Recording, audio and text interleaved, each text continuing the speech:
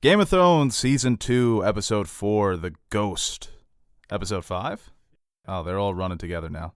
So I'm getting confused with Westworld. Yeah. So they're running at the same time. No. Oh, and I'm also watching Unbreakable Kimmy Schmidt. Check out New Girl. Actually, a really funny New show. Girl, yeah. Isn't it just Girl at this point? Oh, yeah, because she's not that new anymore. Right, yeah. I The Beatles song, Girl. Oh, girl. Hmm. Big Beatles guy? Yeah? Hate the bug. Love the band. Why? What do you have against the Beetle? I just don't like bugs. What do you in get general. when you take a rhinoceros beetle and you combine it with the speed of an Apache helicopter? Damn, I forgot about Rampage. Rampage. That movie stinks. Feels like it came out years ago. Yeah, I feel like I already seen the sequel, too. Rampage 2. How? How does that make sense? I don't know. I guess we'll just end the bit. That's what happens when you see that bad of a movie. Your whole mind goes to mush, and every time you try to go back to reference it, it's just... We'll end the bit with the Beatles. Okay. Check out New Girl. Actually, a really funny New show. Girl, yeah. Isn't it just Girl at this point? Oh, yeah, because she's not that new anymore. Right, yeah. The Beatles song, Girl. Oh, girl. Big Beatles guy? Yeah? Hate the bug. Love the band.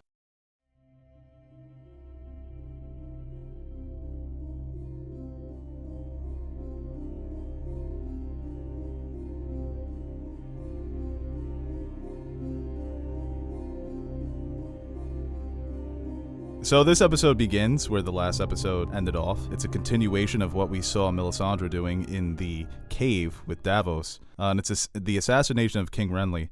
And before we get to that, I want to talk about the deal that he was making with Catelyn, because you said last review that you would have liked to have seen what Renly could have done if he survived. Yeah, it's a good deal. I'd take that deal. You take that deal, Bob? I would take that deal if I was Robb and Renly. But it's interesting because he says that Robb needs to swear him the same oath that Robert swore to Ned 18 years ago, that Robb could continue calling himself King of the North, but Renly would be the true king of all 7 kingdoms still. Well, yeah, I mean, in the previous episode, we said that Robb told Talisa he doesn't care about the Iron Throne. Kind of works for both parties there. I mean, Renly, yeah, you can have the North, you can call yourself king, swear fealty to me, but that's more of a... It's like the wording of the deal. It's like semantics. Yeah. It's interesting, too, because the kingdoms don't really have that much of a relationship the 17 years prior to the show starting. That's what Robert says. I haven't seen you in 9 years. The North is very independent of the South anyway, so it wouldn't really matter to Renly. Even when Stannis says, why would I side with Robb Stark? He would steal the northern half of my kingdom. It's essentially a kingdom of itself. Yeah, but you think like Robb might not have taken a deal because he doesn't want to be known as the guy who had to like join another superstar to win the big game? No, I think he's taking that deal. Yeah. I think he would swallow his pride. He's Dwayne Wade. He'll join with LeBron.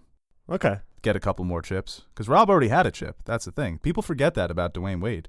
Yeah. He led Shaq to the championship. And the assassination of Renly. And I love how Catelyn and Brienne have different perspectives of what happened when they talk about it later in the episode. Brienne says, I saw Stannis. Catelyn is like, I'm not really sure what I saw. I saw a shadow. And it's the first instance of people using magic to get a leg up in the War of the Five Kings. Yeah, that shit was nuts when I first saw it. Yeah, I was taken back. Because, like, the dragons are kind of so normalized in the show, the White Walkers as well. This was like, what? This felt like, I always say that Melisandre feels invincible in this season. That she's just so powerful that she cannot be beaten. And Stannis and Davos have that conversation later in the episode where saying, you won Renly's men, don't lose them to Melisandre. And we see her power in this moment that she's able to turn the tide. Probably should have killed Joffrey next. But I guess it's like a one-off thing. Well, yeah, it's actually... Well, you don't know how big the range is. Right. You know? Like, in terms of distance. Yeah. You don't know how far they can travel. No. Like, it just kind of evaporates if it gets too far. Can't prove against it. No, I guess we have to go to Hogwarts to understand this magic. Well, it kind of resembles a Dementor. Yeah, kind of. Oh, I see you dropping. Yeah. Wow. Dude, I've seen all the movies, bro. Wow, that's cool. Yeah. Read the books? There's books? And in the next scene, we see Littlefinger talking to Loras and Margaery, and Loras says that he wants revenge. And Margaery suggests that it was Brienne that killed Renly, and Loras is like, we both know that it wasn't Brienne. You don't believe that. I don't believe that. And this is where Littlefinger sticks his nose in, and he gets Loras to think that siding with Joffrey is the best way to get revenge, and he learns that Margaery wants to be the queen, essentially. You can just see the gears turning in his head. He's like, oh, fuck. He's quick. He's like, yo, I'm about to make some shit happen right here. Yeah, it's Littlefinger wheeling and dealing. Like we always say when we were talking about him in our, even going back to our preview videos and our Littlefinger versus Varys, is he was always quick to have a second plan or a contingency. Once something happens, he already has his backup set into motion. Nothing really surprises him because he knows what to do in any situation. And the news of Renly's death reaches King's Landing, and we see Cersei and Tyrion discussing it. And Cersei is happy because she thinks it's just one more king off of the chessboard. Tyrion tells her all of his men are now flocking to Stannis. We still need to be prepared. And I love how Cersei is reluctant to share the battle plans with Tyrion just to be an asshole. Yeah. The strategy is terrible here. Your Hand of the King is trying to help you, and you're just completely shutting him out. We admire Cersei for her intelligence, but it's a dumb move. Yeah, she's just trying to be petty. She's trying to do anything because we see, I think, last episode or the episode before, I forget, when he obviously made the deal to ship Marcella to Dorne. She's still kind of trying to take digs at him for doing that. But yeah, it's a dumb move. I mean, as much as she dislikes Tyrion, she should be able to tell he's a capable leader or at least a capable mind when it comes to these sort of things. So keeping him in the dark helps nothing. Yeah, I don't understand what she's getting at with this. Like, Haldo should have told Poe her plan.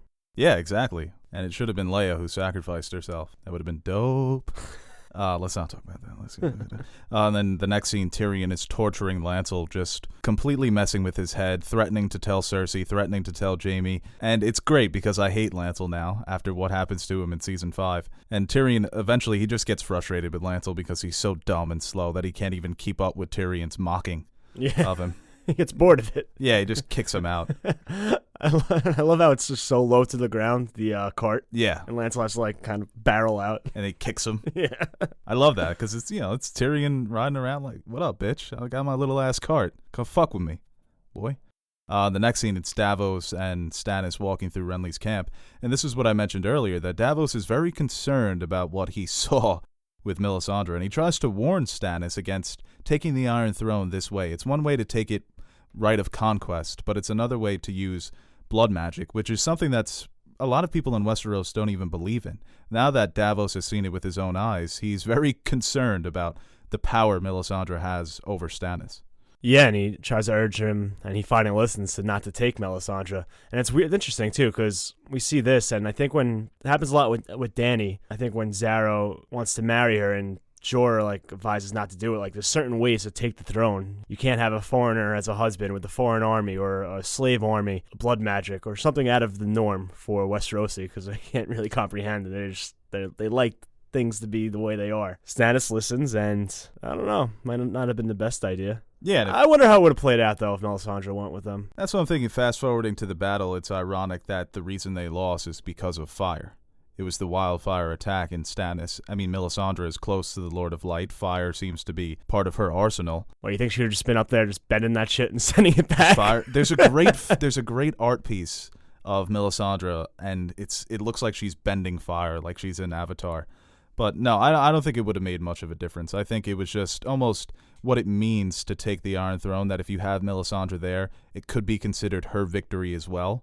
So in the eyes of Stannis' bannermen and soldiers, Davos wants to make sure that this is seen as Stannis' victory rather than Melisandre's. And in this shot, you can see Stannis that he's contemplating what he's done, and there's almost some regret in his face. And you would think there would be. I mean, Renly was still his younger brother, even though they were at war. And I always compare Game of Thrones to The Godfather, but it reminds me of when Michael killed Fredo, the younger brother that quote-unquote betrayed you. And in Stannis' eyes, he felt that he had no choice, but it's still blood. And in this next sequence, we see Tyrion and Bronn walking through the streets of King's Landing, and Tyrion sees the protester talking about Joffrey and how he was born of incest, and he has the demon monkey pulling his strings, and Tyrion's like, oh, this guy's really cool. It's like, you're the demon monkey.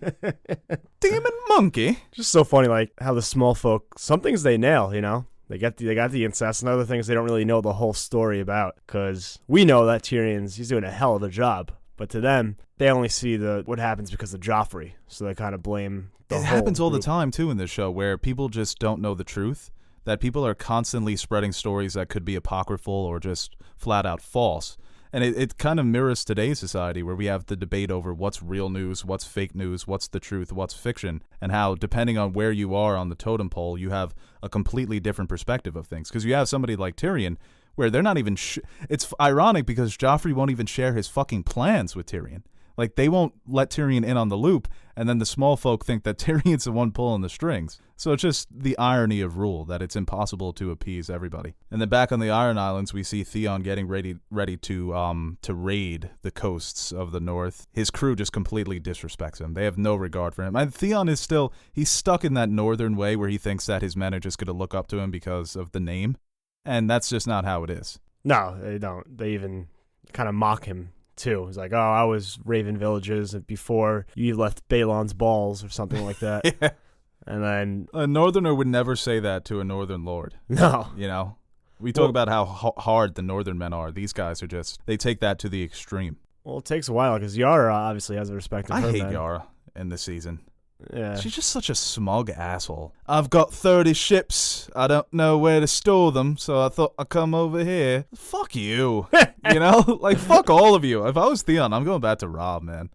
Yeah, he should have done something. And who's this guy, his first mate, just like... Oh, I love that actor, too. He was in The Witch. He's so good in The Witch. He's got a great voice. But Cleftjaw, right? You know. He seems like a normal one. It's like helping Theon make his plan.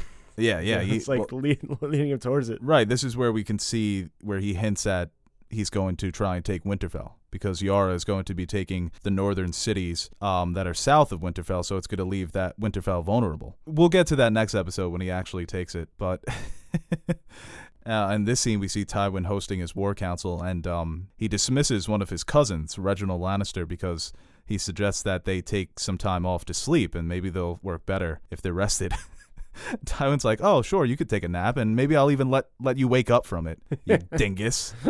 And I love the way that Tywin is describing Robb Stark. He's saying we've underestimated him for too long. He has a good mind for warfare. His men worship him. He's not going to fail without our help. And you see the shot from Arya. You could see the pride in Arya's face when she's hearing Tywin talk about her brother. It's got to be just a weird situation for Arya in general, too, because they have a great back and forth in this little scene, this is too. the start of it. I guess we'll get on to the further conversations. I feel like they kind of like each other in a weird way. I feel like even Arya's kind of like, yeah, this guy's not so bad. It's very interesting to see, and yeah, no funny business around. No, no all sleep. Business. You can eat because you need to have energy to talk and do some more counsel on the war. Yeah, and he questions Arya about where she's from, and he deduces that she's actually a northern girl. And he asks her, what do they say about Robb Stark in the north? And she's like, they call him the Young Wolf. They say he rides into battle on the back of a giant direwolf. They say he can't be killed. And Tywin says, do you believe that? And the response that Arya gives, Maisie Williams, such a charismatic actor, even at this age, to be keeping up with Charles Dance. Anyone can be killed. And she just grilled cheeses the fuck out of Tywin.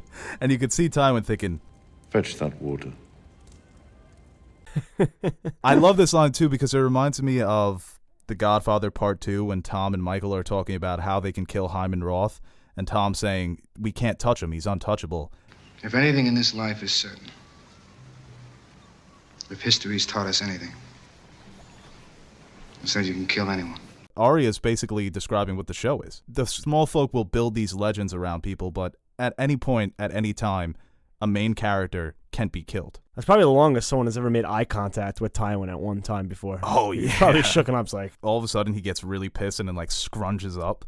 And then when she goes to get the water for Tywin and his generals, she runs into Jaqen. She confronts him saying, oh, you're one of them now. And Jaqen's like, why is this bad for me but good for you? You're the one fetching them water. The theme for the Faceless Men, the doo-doo-doo. I fucking love that theme. And he's just such a cool character. Just the way he talks, too. Yeah. I don't know what he's saying half the time, but he's talking. That man's talking in riddles, man. Yeah. He's using the nouns. And then he tells Arya that he owes the god of death three debts. So the Red God. The Red God. Yeah, that's what he says. The Red God. So, which is interesting. So yeah, and Arya chooses the Tickler. I feel like the Tickler. The Tickler? The Tickler. Tickler. And I know she gets a lot of hate. Well, not hate, but for the way she used the names. Yeah, but I feel like the first one, she's like, what the fuck's going on? Like, the three people? Yeah, kill the fucking Tickler. That guy stinks. Yeah, that guy. I hate that guy. Yeah, so she's not, thinking that, oh, I can end a war right now. She's like, well, I just met this guy. He says he'll kill 3 people. Let's see what he's got. Could she? End the war? Yeah.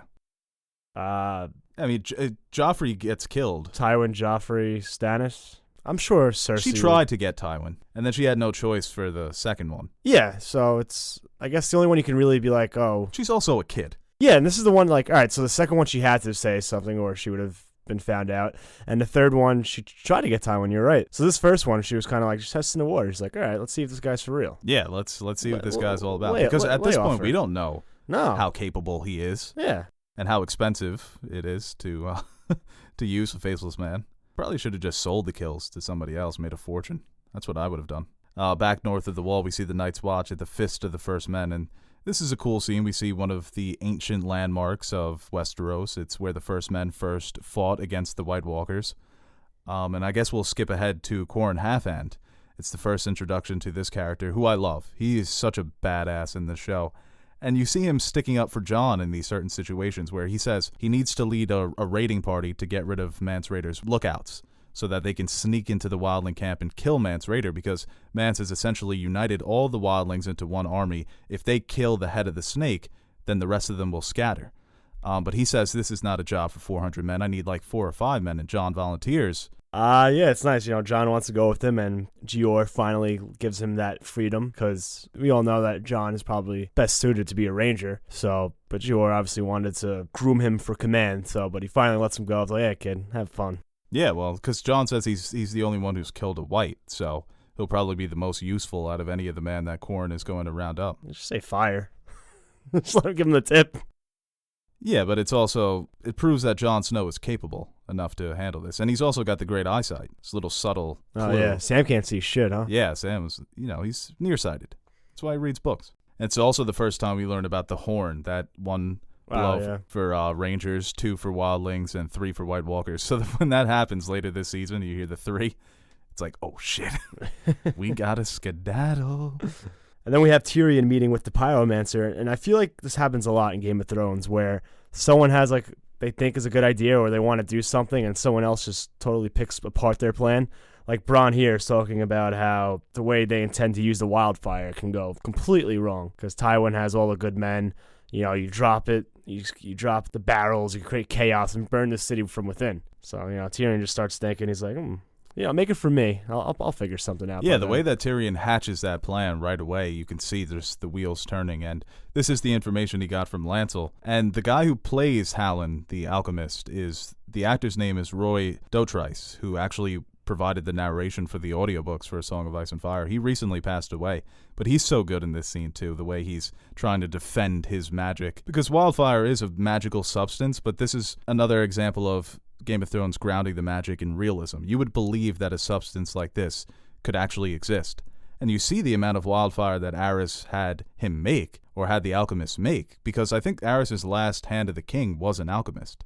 That's how insane he became. Oh, yeah, he had a new Hand of the King. He had 5 Hand of the Kings in 3 weeks.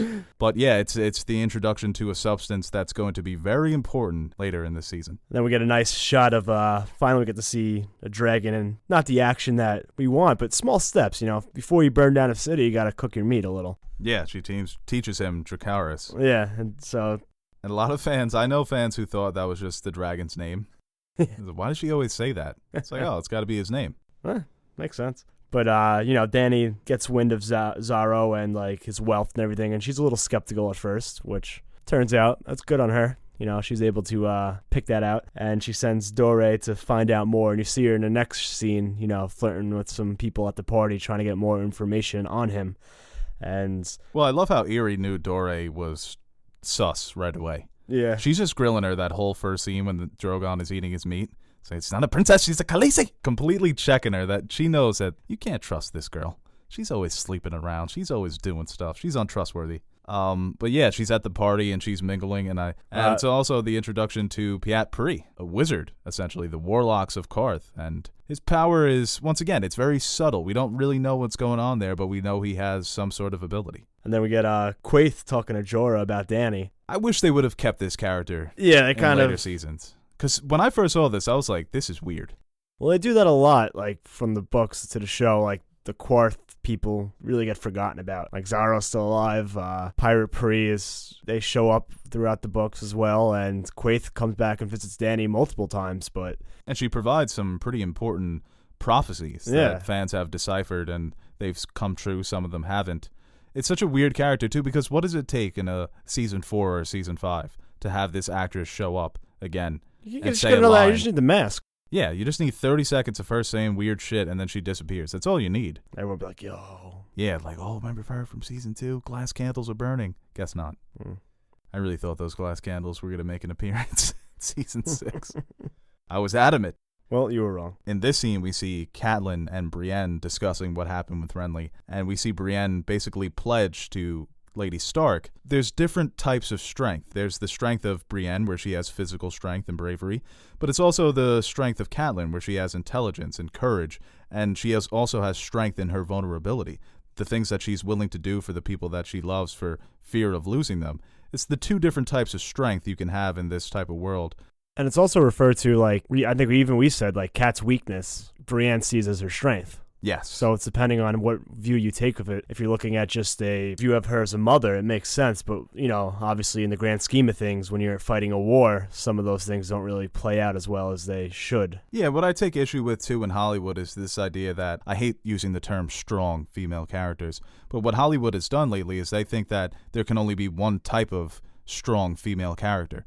You can have a character that's not a fighter, who's a thinker, who has vulnerabilities, who has weaknesses. Doesn't necessarily have to be strong. She could just be a good character. And I think that's what Catelyn is. I think Catelyn is a very complex, great character that is played beautifully by Michelle Fairley. And it's all throughout this season, too. I forgot how good she was in these earlier seasons, specifically this season. Yeah, she's great this season. She's really great throughout. Her performance during the Red Wedding. It's a shame she couldn't get the go for 4, 5, 6, 7. Well, that would have been an interesting contrast. You know, it's a completely different character. We talked about the different types of strength. That's the physical strength, the strength of vengefulness. Back in Winterfell, we see Bran holding court. He's more comfortable in this than the previous time he was holding court. He's making decisions now. No turn to Lewin. Like, oh, what should we do?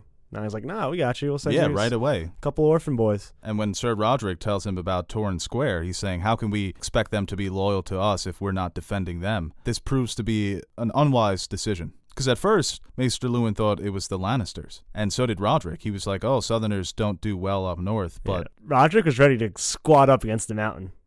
Oh, yeah. He was like, oh, it might be the mountain. I don't care. I'll take 10 men. He's like, mountain, hound, dog. I don't care. Roderick and 6.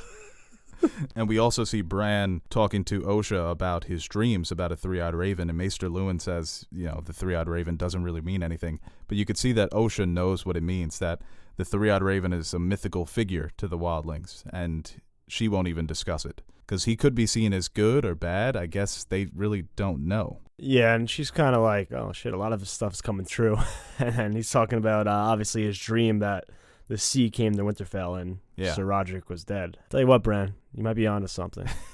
Well, not according to Lewin. What about all your dreams that didn't come true? Well, the bad ones are coming true, dog. Daenerys' dreams come true, too. Yeah, apparently. We'll get to that next episode. Yeah, well, we talked about Zorazon Daxos trying to basically schmooze with Daenerys, you know, get her on his side. And he shows her his vault that only he could open with the Eye of Agamotto. And it's made from Valyrian stone, which is interesting, you know, presents a new angle to the power of that old Valyrian magic. And he claims that it's filled with all different types of treasures and riches, and it could all be Daenerys's if she marries him. But like you said, it's a character that they kept him alive in the books, and he plays a bigger role in book number 5, where he basically returns to Meereen to negotiate a peace treaty with Daenerys, and it goes south. But, I mean, I guess it's a character that I don't mind that they got rid of him, because I don't need to see Zorazon Daxos. No, he only shows up once, I think, maybe even twice. Yeah. It's not really that big of a character, but, you know, they tried to do something, I guess, different with the character.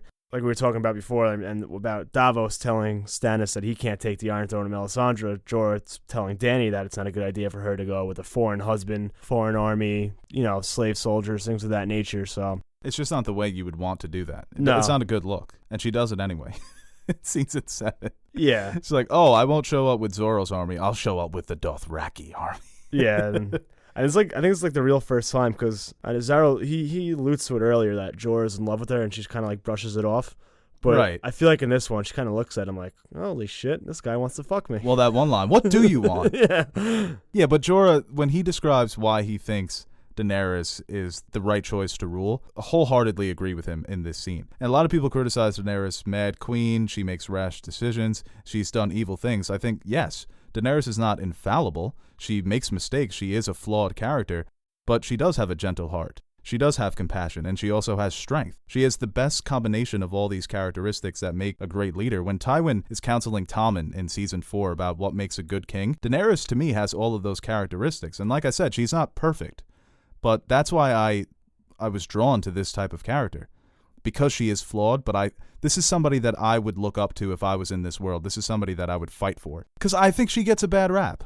And a lot of it comes from her entitlement. You see a lot of it. You can tell, but like you said before, characters are different. They have different motivations. They have, not always perfect. So, it's nice to have it a little, I wouldn't say muddled because she's definitely a good character. Yes. A fan favorite. But, it's nice to have like a character that some people can point to certain things and not necessarily like her that much because of those things. So.